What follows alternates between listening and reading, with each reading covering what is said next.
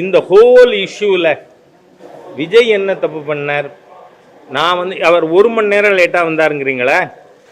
1 மணி இருக்கட்டும்.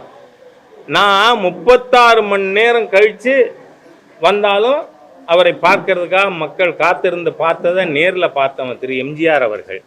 அது ஒரு குற்றம்னு சொல்ல முடியுமா? வர்ற வழியில் வந்து கூட்டம் இருந்திருக்கலாம், அவர் பார்த்து வந்திருக்கலாம், அதனால் தாமதமாக இருக்கலாம். அது வந்து கிரிமினாலிட்டி இல்லை. ஆனால் இந்த இடத்துல கொடுத்ததே கிரிமினாலிட்டி இந்த மைண்டுங்கிறேன் நான். கரூர் நிர்வாகம், அதுக்கு தான் அந்த ரவியுடைய கேஸை நான் சொல்லியிருக்கேன். அந்த எஸ்பியை சஸ்பெண்ட் பண்ணுங்க முதங்கிறேன்னா, அவரை விசாரணை பண்ணுங்க, அப்பதான் உண்மை வரும். ஏன்னா நீங்க ஒருத்தரை இழுத்து போட்டு நெஞ்சில மிதிச்சு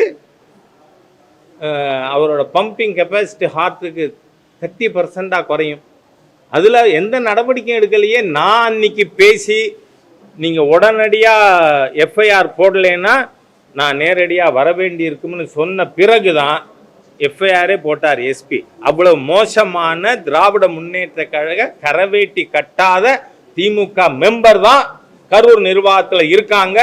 இது உண்மை எல்லாருக்கும், அரசியல் சட்டத்தின் அனைத்து கரங்களுக்கும் தெரியப்படுத்தணுங்கிறதுக்காக சொல்லியிருக்கேன். நன்றி.